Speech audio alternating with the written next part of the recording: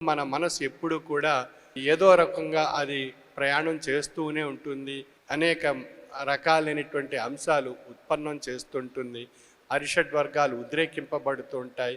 భౌతికమైనటువంటి వాంఛలు పెరుగుతుంటాయి. తాపత్రయాలు పెరుగుతూ ఉంటాయి. ఇత్యాది విషయాలన్నీ కూడా మనసుని అల్లకల్లోలం చేస్తూ ఉంటాయి. ఆ అల్లకల్లోలమైనటువంటి అలజడితో ఉన్నటువంటి ఆ మనసుకు ఈ ఉపశమనం కావాలి అని చెప్పి మనసు కోరుకుంటూ ఉంటుంది.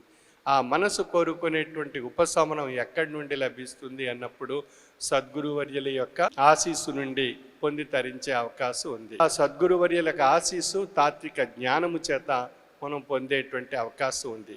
ఏ విధంగా అయితే చీకటి ఆ తేజస్సు చేత తొలగింపబడుతుందో ఆ విధంగా ఆ సద్గురు యొక్క అద్భుతమైనటువంటి ఆశీస్సు అనేటువంటి కిరణాలు మన మనోఫలకంపై ప్రసరింపబడినప్పుడు మన మనోఫలకంపై ఆవహించి ఉన్నటువంటి ఆ చీకటి అనేటువంటి అజ్ఞానం తొలగింపబడి అది జ్ఞానస్వరూపమైనటువంటి తేజస్సుగా మారుతుంది.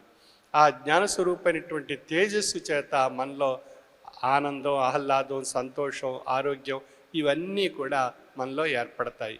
ఆ విధంగా గురువు యొక్క అద్భుతమైనటువంటి శక్తి ఏ విధంగా ఉంది అనేటువంటి విషయం మన యొక్క అనుభవంలో మనకు తెలియబడుతుంది. అంచేత అజ్ఞానం అనేటువంటి చీకటిని తొలగించి జ్ఞానస్వరూపమైనటువంటి తేజస్సుని మనలో ప్రసరింపచేసేటువంటి ఒక అద్భుతమైనటువంటి స్వరూపము, అద్భుతమైనటువంటి శక్తి, అద్భుతమైనటువంటి ఆ భగవత్ స్వరూపం ఆశ్రయింపబడి ఉన్నటువంటి స్వరూపము గురు స్వరూపము.